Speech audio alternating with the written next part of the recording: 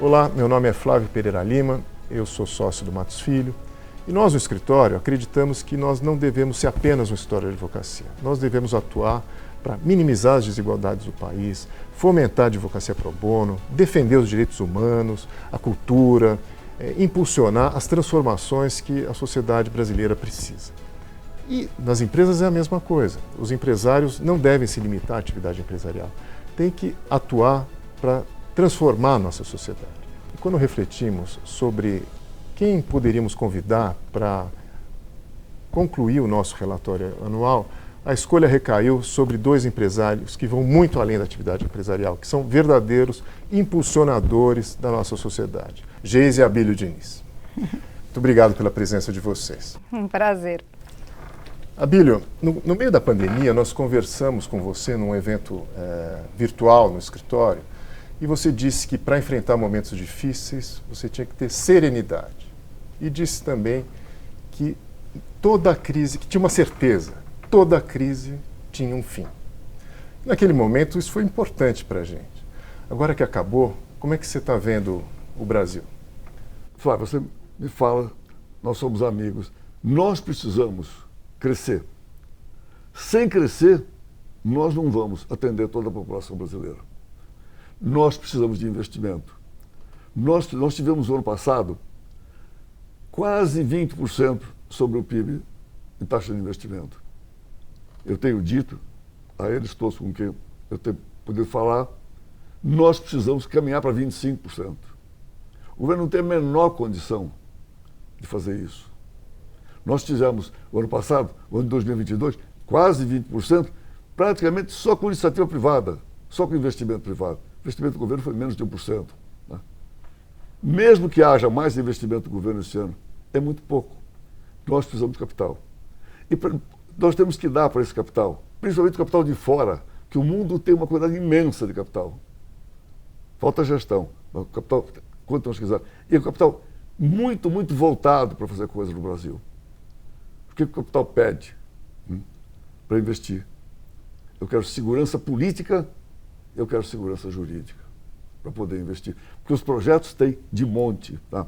Aqui no Brasil, inúmeras condições para investir. Com as novas formas de energia, com a infraestrutura, com tudo aquilo que nós temos. E mais ou menos com o consumo. Nós somos um país de mais de 200 milhões de habitantes, tá? Com uma condição de consumo realmente muito grande. Tá? Agora, para isso, você precisa dar tranquilidade para eles, com segurança política e segurança jurídica. Tá? Eu não tenho dúvida nenhuma, o Brasil tem todas as condições para crescer. Tá? E, se nós tomarmos o rumo certo, sabemos para onde nós vamos e como vamos, tá? Nós vamos crescer. Obrigado, Abílio. Você tocou no ponto que eu acho que é fundamental, e aí eu queria passar para a Geise, porque a Geise é cofundadora do Pacto contra a Fome, que para mim é o projeto mais importante que a sociedade civil organizou para combater o problema que é a base de tudo, né, que é a fome do nosso país. Queria que você contasse um pouco para a gente, para os nossos clientes, colaboradores que vão receber o nosso relatório anual, o que é o Pacto contra a Fome e, principalmente, como a sociedade civil pode se engajar nesse projeto que é tão importante para o nosso país.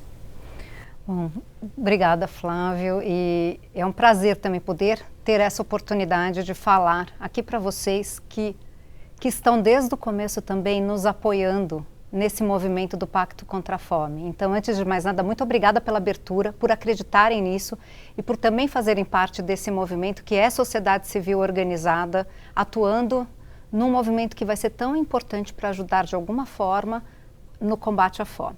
Então, o Pacto contra a Fome, ele é um movimento da sociedade civil que vai atuar junto a governos no combate à fome e o desperdício de alimentos no Brasil.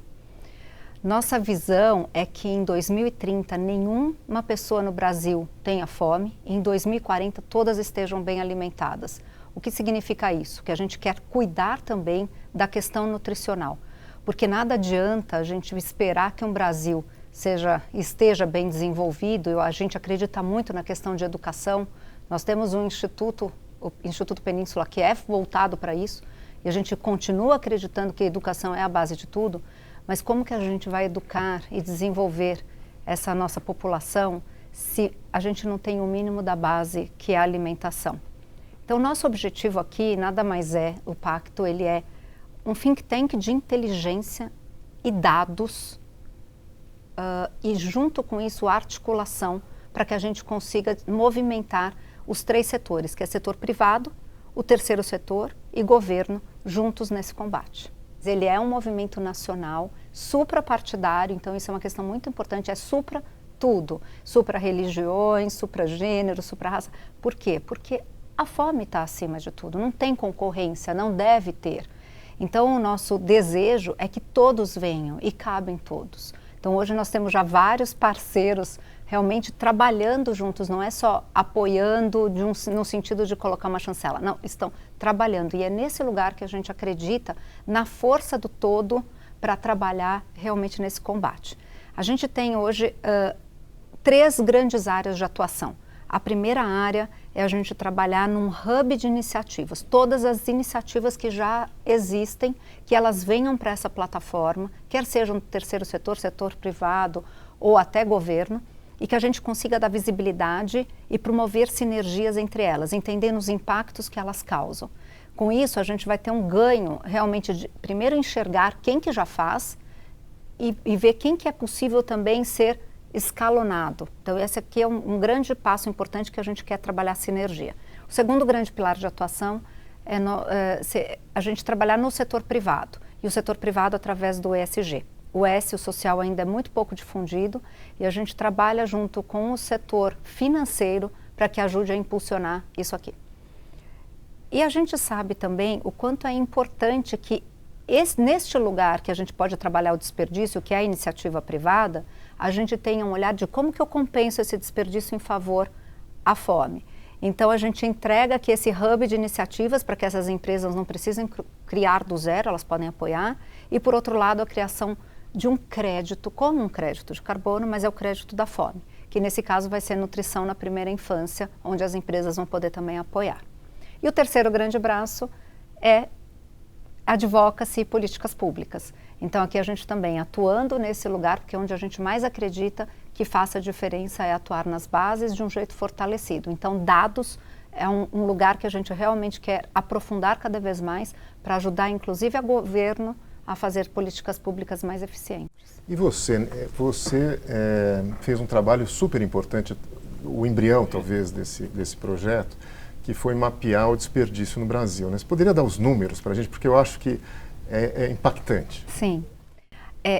Tudo começou, na verdade, com esse diagnóstico que a gente fez, que na verdade tinha só como objetivo esclarecer um pouco a minha dúvida até em relação a essa questão da fome, no momento que nós estávamos vivendo uma pandemia e entregando muitas cestas básicas, que era um assistencialismo importante de acontecer naquele momento, mas eu queria entender o que é a fome no Brasil, como que se dá o desperdício de alimentos na cadeia toda, do agronegócio até a mesa de casa, e se isso tinha uma correlação. Depois desse estudo feito, a Integration Consultoria fez esse estudo que ficou realmente muito bem feito, e a gente validou com a academia para ver se aqueles números realmente paravam de pé.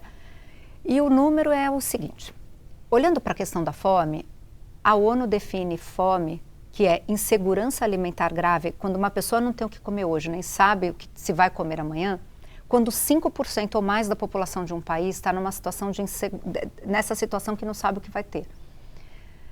Em 2013, o Brasil saiu do mapa da fome da ONU.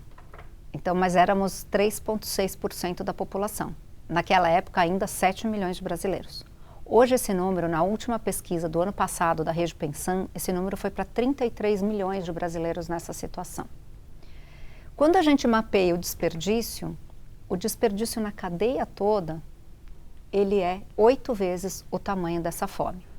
Quando nós tivemos acesso a esses números, foi nesse momento que a gente falou, então para tudo, porque a fome tem várias questões e vários problemas a serem resolvidos, mas não é a falta de alimentos. Então nós não estamos num país da África que não tem o recurso. A gente tem, e ele é muito mal distribuído. A gente tem questões de políticas públicas, de incentivos fiscais, de legislação, de logística, enfim, de gestão, outras naturezas de problemas. E foi aí que deu realmente essa vontade, e ouvindo muitas pessoas, da gente realmente criar este movimento, trazendo todos os atores para enfrentar juntos essa questão de um jeito estruturado. Esse projeto é fantástico, né? Principalmente porque as iniciativas são várias e elas não se comunicam, né? Talvez esse projeto seja o grande catalisador mesmo do movimento mais consistente da sociedade civil, né? Esse é o objetivo. Abílio, vamos falar um pouco de pessoas, porque o nosso escritório é um escritório de alta performance e a gente tem nossos profissionais. Então, você sempre fala dos seus propósitos, dos seus pilares. Queria que você contasse um pouquinho para a gente como que você sistematizou isso na sua vida e quais são eles, para que a gente compreenda melhor. Olha, Flávio, eu estudo muito, procuro aprender sempre.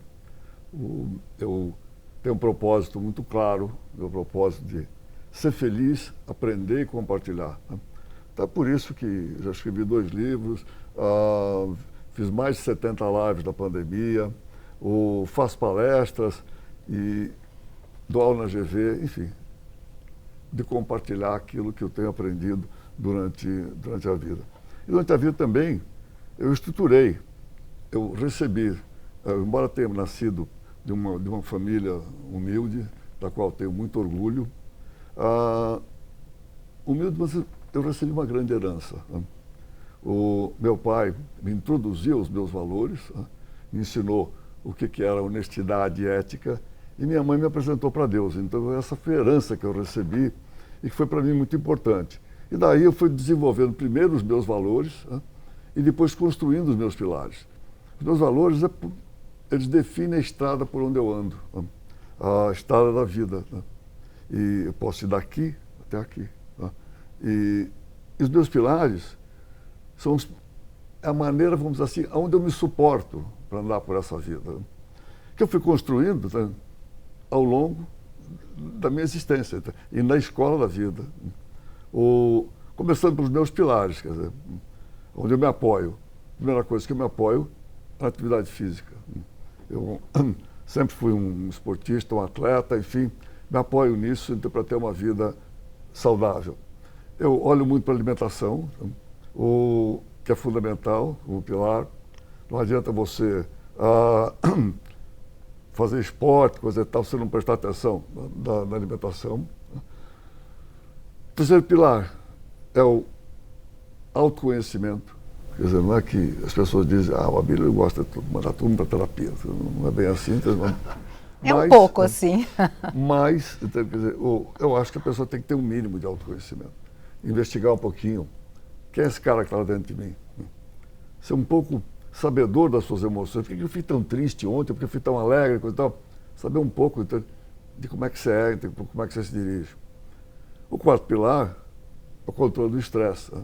As pessoas dizem, escuta, controlar estresse. O estresse não se controla. Controla sim. Tá? Você precisa definir muito bem na vida com o que você se estressa. Né? Eu só vou me estressar com coisas importantes na vida. Até aí tudo bem? Está tudo bem? Tá. Estamos de acordo, todo mundo só vai se estressar com coisa importante. O que é importante? Vamos definir. Pega um caderno de 100 páginas, né, e vamos começar a escrever. Né? Você vai escrever 2 ou 3 linhas. Então, importante é você mesmo, a tua saúde, a tua vida, a tua família. Então, o restante é da vida. Então, o trabalho, tudo você vai buscar, vai fazer.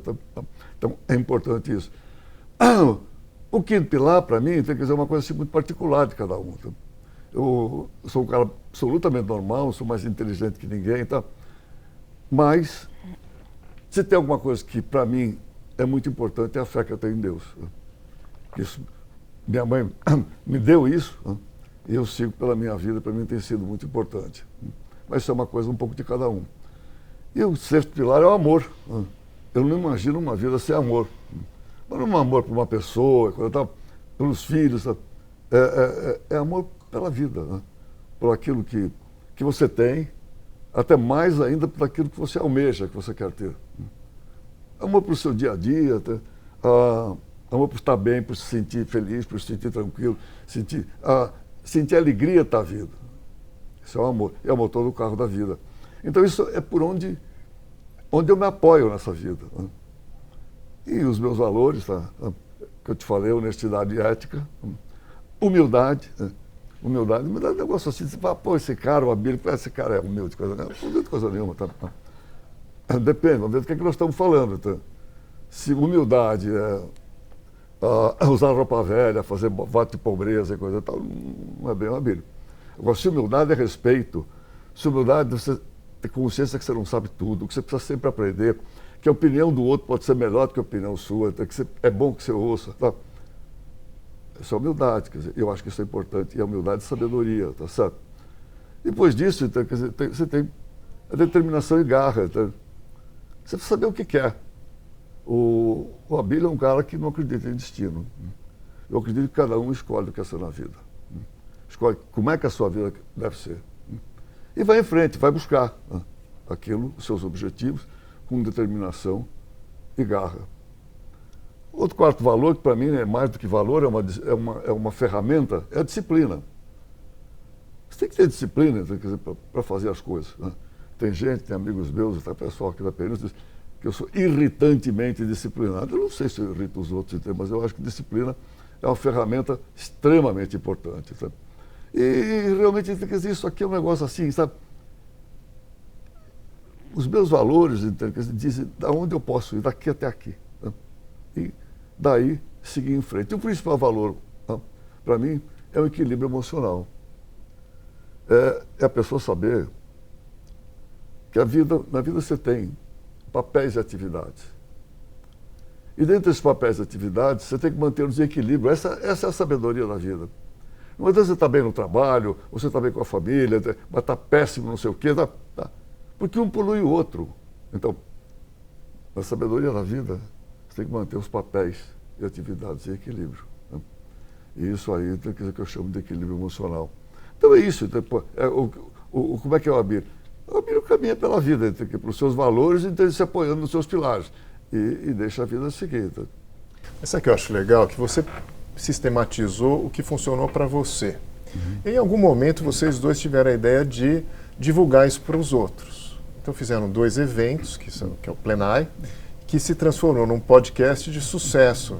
Em todas as plataformas é possível conhecer entrevistas com pessoas, depoimentos de pessoas dos pilares que falam sobre os seus pilares. Como surgiu a ideia de pegar uma coisa íntima sua, que serviu só para você, e falar, poxa, isso aqui deve ser útil para os outros? Né? Olha, a minha vida sempre foi um livro aberto, então, quer dizer, eu nunca tive problema de contar para as pessoas então, como é que eu vivo, como é que são as coisas, meus pilares, nunca tive problema nenhum. Eu escrevi 2 livros, então, quer dizer, abrindo completamente a minha vida. Sabe? E a Geise tem me acompanhado, sempre está nos 2 livros, então, quer dizer, acompanhando cada vez mais. O segundo livro está muito mais centrado então, na família. Tá? Claro que conta minhas histórias, conta as minhas dificuldades, inclusive na vida, sequestro, briga com o casino e coisa e tal, mas centrado muito na grande reinvenção da minha vida, foi eu ter me casado com a Geise, tá? Num casamento assim incrível, que nos deu 2 filhos maravilhosos. Tá certo? Essa reinvenção, né, mudou completamente a minha vida. Então, baseado em tudo isso assim, e com a Geise dando a sua contribuição, tá, nós começamos fazendo coisas e procurando assim, passar coisas para as outras pessoas. Aí veio a ideia do Plenai, tá, primeiro com plenitude, tá, foi um evento que nós fizemos, ouvindo pessoas de várias partes do mundo, tá, pessoas realmente que representam então, os melhores pensamentos, tá, do que é o melhor para uma vida feliz, para uma vida saudável, realmente para uma vida de sucesso. E daí nós começamos, os 2 juntos, a criar, então, quer dizer, do Plenitude, criar o Plenai. Né? E aí a Geise entrou com muita força nisso. Então, o Plenai hoje é uma coisa assim, até mais tocada por você. Acho que fazendo só um pouquinho, voltando atrás, onde começa o Plenai, ele começa num evento que a gente comemorou o aniversário do Abílio de 80 anos, e onde ele falou isso, era baseado nesses pilares dele, nessas crenças que ele realmente sempre desenvolveu e que eu comecei a realmente comungar também disso tudo no nosso dia a dia. Então isso passa a ser verdade realmente no nosso cotidiano. Quando a gente fez esse evento, que tinham realmente vários palestrantes do mundo, né, brasileiros e internacionais, nessas temáticas que são os pilares dele, acabou o evento e muitas daquelas pessoas que eram amigos e familiares, eles falaram, vocês não podem terminar isso aqui tem que ser, tem que dar uma continuidade, porque tem muita informação, tem muito aprendizado. E foi daí que a gente começou a estudar realmente de fazer isso virar uma plataforma. E como todos os aprendizados, a gente realmente também foi evoluindo no que essas pessoas estavam precisando, querendo, e surgiu o Plenai. Hoje, os pilares do Plenai, eles são com base, eles têm base nos pilares do Abílio, mas eles entram também em crenças minhas. Então, tem um pilar que é o contexto, que é o mundo onde a gente vive, que não está no do Abílio, mas vários dos subpilares do Plenai estão no do Abílio. Então, o contexto geral é muito nosso. E o que a gente quer é entregar realmente conteúdo dentro de uma plataforma que é de bem-estar e longevidade, em vários formatos. Então, a gente está lá em várias plataformas para ver o que realmente é mais palatável para as pessoas. E são histórias reais contadas pela própria pessoa e todas histórias incríveis, todas são muito inspiradoras. E que eu acho que isso aqui, e o que a gente recebe de feedback, de retorno das pessoas que acompanham, é incrível. Como isso realmente, como o exemplo do outro pode transformar. Então, nesse lugar é uma doação nossa, né, que a gente faz isso para compartilhar um pouco da crença, né, do que a gente faz, como a gente faz, os aprendizados. É nesse lugar que existe o Plenai. E conversando com vocês, dá para ver que vocês têm muito claro qual que é o propósito de cada um de vocês, né? Como é que é? Qual a importância do propósito? E quem não tem ainda um propósito muito claro, não sabe direito o que quer fazer da vida, por que quer fazer isso da vida, né? Qual que é a importância de ter um propósito muito claro, como vocês têm? Eu acho que não tem não tem um livro, né, que ensina. É difícil, né? Às vezes a pessoa não sabe, né? Qual que é a razão, o que nos move. Até assim, no Plenai a gente tem um dos nossos pilares é propósito. Propósito é realmente o que te move em direção a algum lugar. E não é que a gente... uma coisa importante, o nosso propósito ele vai mudando também ao longo da vida. Conforme o nosso nível de maturidade ou o momento que a gente está vivendo, ele pode mudar, ele pode fazer um outro tipo de sentido. Mas que você coloque ali sempre um objetivo para você ir em frente e se espelhar e numa conduta de vida, a gente acredita que isso é fundamental. Então, quanto mais consistente ele for, mas no fundo ele te ajuda a tomar caminhos na estrada da vida, que é bom. E não precisa necessariamente ser algo que vai ser filantrópico. Não, porque às vezes a pessoa acha que ter um propósito é diretamente ajudar alguém. Maravilhoso se for. Mas não precisa ser só isso. Um propósito pode ser alguma coisa da sua evolução também pessoal. E a gente evoluindo como indivíduo, a gente realmente muda o entorno que a gente está, né? Você muda o núcleo da sua casa, que vai mudando aquele contexto e reverbera muito melhor. Então, na minha opinião, acho que compartilhamos disso, né? É fundamental ter um propósito de vida. E ele muda. É isso que é legal também. A gente não precisa sentar em cima e tá tudo bem. Ele ir ajustando ao longo da vida. Você vai moldando ele na vida. O meu propósito, ele começa assim, a ideia do propósito. Ele começa um pouco de uma maneira muito racional. Tá? Se pensar o seguinte, né? O mundo tem 8 bilhões de pessoas. Você começar a pensar, eu sou entre 8 bilhões, não sou nada. Tem até aquelas frases assim que dizem, ninguém é insubstituível, o cemitério está cheio de insubstituíveis, tá certo? Essas frases populares, tá certo? Não é verdade, não é verdade. Tá? Cada pessoa, um indivíduo, é único. Né? Flávio, quem é que vai te substituir? Ninguém pode substituir o que você faz. O que você faz da Matos Filho, que você pode substituir. Sim, as pessoas não são muito substituíveis naquilo que as pessoas fazem, com o seu modo de agir. Mas ninguém substitui uma pessoa. Então, se nós somos únicos, nós temos que pensar o que nós estamos fazendo aqui, nesse mundo, nessa vida. E como a Geise diz, o propósito vai modificando e vai se consolidando ao longo da vida. O meu propósito de hoje não é que sempre foi assim, não é assim. Hoje, para mim, é muito claro. Quer dizer, tem uma coisa que isso me acompanha. Se tem uma meta que eu quero perseguir na vida, eu quero ser feliz. Minha vida inteira. Põe a felicidade lá e vai em direção a ela. Sabe? Põe tudo em direção a ser feliz. Tá? Ah, mas nem sempre, não importa. Né? Você vai ter que pegar um atalho. Então, a meta é ser feliz. Tá? Então, meu propósito é ser feliz, aprender. Eu sempre quis aprender muito.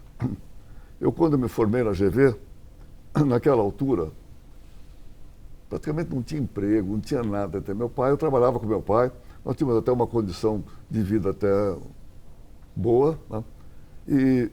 Mas era uma coisa assim, meu pai tinha uma doceria, tá? Um serviço de buffet e tal. Então, tudo bem, então, quer dizer, mas não era aquilo que eu queria fazer na vida. Então, me formei na GV, o que eu pus na cabeça? Não tem um trabalho que me agrade aqui, eu vou ser professor. Eu vou para Michigan State University, que dava a mentoria para a Fundação Getúlio Vargas naquela altura. Tá? Eu vou para lá. Fiz o meu application para Michigan e estava pronto para ir. Quando meu pai veio com uma ideia, da ideia de vou fazer um supermercado, eu falei, pô, não sei o que é isso, vou ver o que é isso. Aí aqui tem Mas não tinha no Brasil? Hã? Não tinha no Brasil? Tinha muito pouco. Tinha 8 lojas em São Paulo e 8 no Rio de Janeiro. E meu pai veio com essa ideia, eu não sabia o que era. Eu fui ver e falei, pô, aqui tem um business, aqui tem alguma coisa. E abandonei, então, a ideia de ser professor, que é uma coisa que eu depois concretizei muito mais tarde, já fazem 12 anos que eu sou professor na GV, ensinando alguma coisa que eu aprendi muito nos livros, mas fundamentalmente tenho aprendido na vida. Liderança e gestão. E eu acho hoje, tenho falado isso inclusive para pessoas do governo, falo sempre, tá? Isso. As pessoas falam dinheiro para produzir, fazer coisa e tal. Não precisa muito dinheiro. O que precisa é de gestão. O mundo tem muito dinheiro. O mundo tem muito dinheiro. O que falta no mundo? Falta gestão. Tá? Então, esse tipo de coisa é minha contribuição, então, quer dizer, passar para esses jovens, que eles se preparem para liderar e que eles saibam realmente dirigir, que eles sejam bons gestores. Então isso está dentro do meu propósito, tá? E me dá satisfação, me dá alegria, estar conseguindo passar coisas do meu ensinamento, então, principalmente para os jovens, para que eles possam, sendo jovens, construir um mundo melhor lá na frente quando eles forem mais velhos. Agora eu vou fazer uma pergunta para o professor Abílio Diniz. Professor, qual que é o perfil que um líder que quer impulsionar transformações precisa ter? Olha, eu digo para os meus alunos da GV que tem várias definições sobre um bom líder. Você pode escolher, tem inúmeras. Né? O que eu gosto mais é que um bom líder é que aquele que é capaz de tirar dos seus liderados o melhor que eles podem dar num benefício coletivo. Eu acho que isso realmente é o melhor que se pode esperar de um líder. Agora, um líder, primeiro, ele não nasce líder. Né? Ele pode nascer com características, condições, coisa e tal, que ele possa se transformar com mais facilidade num líder. Tá? Mas o líder ele tem que criar a posição de liderança. Né? Ele tem que saber ser líder. E ele tem que saber que a posição de líder é uma posição solitária. Ele está lá no topo da pirâmide. Né? Ele está solitário, não existe o co-líder, não tem dois líderes. É um ou outro, quer dizer, é o líder, tá certo? E o líder precisa saber que muitas pessoas vão chegar para ele e vão dizer aquilo que acham que ele gostaria mais de ouvir. E não aquilo que ele precisaria ouvir. Né? O líder precisa tomar cuidado, né, para saber se ele está recebendo as informações da verdade e não as informações que as pessoas gostariam de trazer para ele, que é mais conveniente trazer. O líder tem que ser humano. Eu não gosto de líder paternalista, mas tem que ser humano. Ele tem que considerar que ele está liderando gente, não está liderando máquinas. Ele está liderando gente. Não é um líder bonzinho, é um líder que sabe o que ele está fazendo. Né? Ter consciência da sua responsabilidade, daquilo que realmente tem. Quanto mais as pessoas, quanto mais o líder está lá em cima, mais as pessoas, que bacana, que cara, que líder incrível, mais aumenta a sua responsabilidade. Ele precisa estar consciente disso. E realmente fazer o melhor, mas não é só o melhor, é fazer aquilo que as pessoas esperam dele. Né? Principalmente, um bom líder, as pessoas esperam que ele vença. E ele tem que perseguir a vitória. Perfeito, Abílio. Uma dúvida que a gente sempre tem, assim, é como que a gente consegue compatibilizar uma vida equilibrada, esse propósito de ser feliz, com um trabalho de alta performance? Não são coisas incompatíveis? Não, eu acho que, primeiro, não tem nada a ver com uma coisa com outra pelo seguinte, quando eu falo do equilíbrio de papéis e atividades, tá? Cada um tem o seu jeito, o seu estilo. Eu, por exemplo, que nós estamos aqui, ontem de madrugada eu cheguei da França, tá certo? Eu não durmo lá, tá? Aliás, eu trabalhei durante 30 anos na Europa, Portugal, Espanha, tá? Fundamentalmente em Portugal. Voava de noite, chegava lá de manhã cedo, de madrugada, trabalhava o dia inteiro e voltava no avião da noite. Então sempre foi assim. Agora, eu gosto, por que eu voltava? Eu voltava porque eu queria estar em casa. Né? Queria estar com a minha família. Como hoje, eu quero estar em casa, quero estar com a minha mulher, com meus filhos. Então, eu trabalho muito, mas eu compatibilizo. Eu tenho que estar com a minha família, eu tenho que dar assistência para eles e coisa e tal. Não tem incompatibilidade. Não tem, você tem que saber o momento de atenção com a família, tem que saber o momento, quer dizer, de você se doar para você mesmo, quer seja para fazer esporte, quer seja para dormir é fundamental, tá certo? Quer seja para se divertir. Você tem que contabilizar esses papéis, tá? E não dizer, olha, eu trabalho muito, eu não posso descansar. Isso não existe, tá certo? Você tem que compatibilizar as coisas que você faz e fazer tudo aquilo que te dá prazer, dá satisfação, tá? Te faz feliz, tá? E harmonizar tudo isso dentro da sua vida. Perfeito. Geise, você que é uma mulher que se posiciona, uma mulher que enfrenta o que te incomoda, o que você poderia dizer, assim, ao longo da sua trajetória, 3 grandes ensinamentos, 3 grandes coisas que você aprendeu que você poderia dividir com a gente aqui? Acho que a principal delas, o Abílio falou bastante e eu acredito muito, é o autoconhecimento. Eu acho que quanto mais a gente se conhece, fica tudo mais fácil. Para inclusive entender se a gente não está no equilíbrio e saber que... Porque nem tudo são flores, né? Não é todo o tempo que tudo funciona redondo. Às vezes você está num período que não funciona, mas se você entender que aquele é um período que não está bom, você fica em paz também. Então, a questão do autoconhecimento, para mim, é o principal grande aprendizado, porque à medida que você se conhece, você também vai entendendo, você tem mais empatia também com os outros, a coisa vai ficando mais fácil. Então, para mim, é a primeira grande lição. A segunda, para mim, para nós também, é a questão da espiritualidade. Como é importante ter bem desenvolvida a espiritualidade. E aqui eu não estou nem falando de religião. Eu estou falando você se conectar com algo, uma força superior que você acredita e se colocar a serviço de. Então, para mim, isso entra também no fazer o bem. Quando eu me coloco tudo isso, para mim é uma relação de desenvolvimento dessa minha espiritualidade também. E eu acho que um terceiro ponto é... Gratidão. Eu ia falar isso também. Que eu tenho estudado muito um tema que é a gratidão. Isso tem até estudos científicos. Um dia eu lancei aqui um desafio no plenário de falar...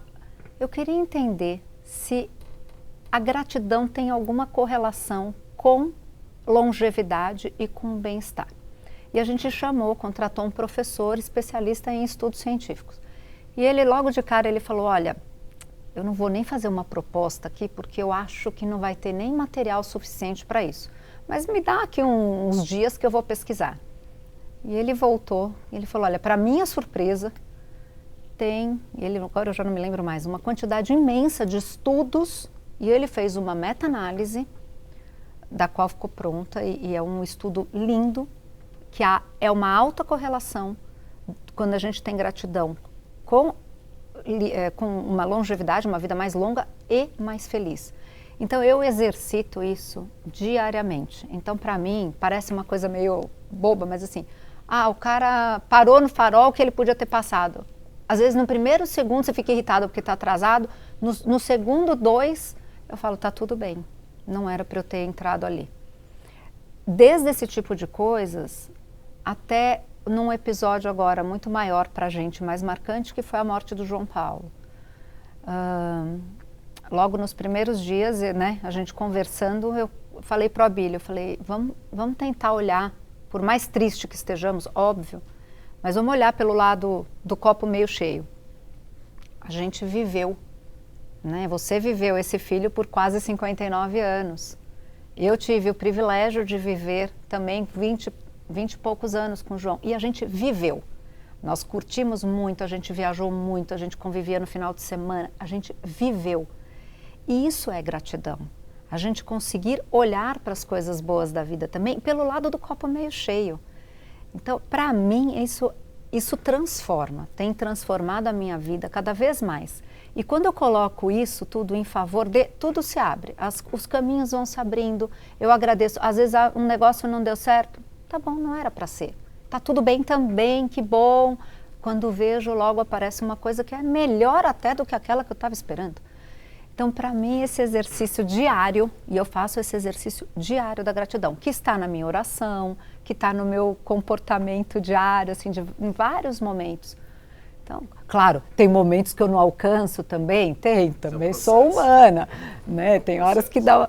Mas é um processo, e eu acredito muito, quanto mais eu puder falar desse tema, é um tema que eu adoro também, até porque ele é fundado, ele tem fundamento.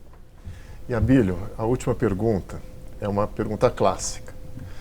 Que se você pudesse voltar no tempo, olhasse para aquele menino de 20 e poucos anos, brigão, que começava uma vida empresarial, que conselho você daria para ele? Para aquele Abílio de 1960? Olha, com o que eu aprendi desde o meu tempo de criança e de jovem, que o amor é mais bonito que o ódio, que a conciliação é não só mais bonita, mas mais eficiente do que a briga. Que você, se puder encontrar o caminho do bem, da conciliação, do acordo, é melhor do que o caminho da disputa, o caminho de você vencer, de qualquer forma.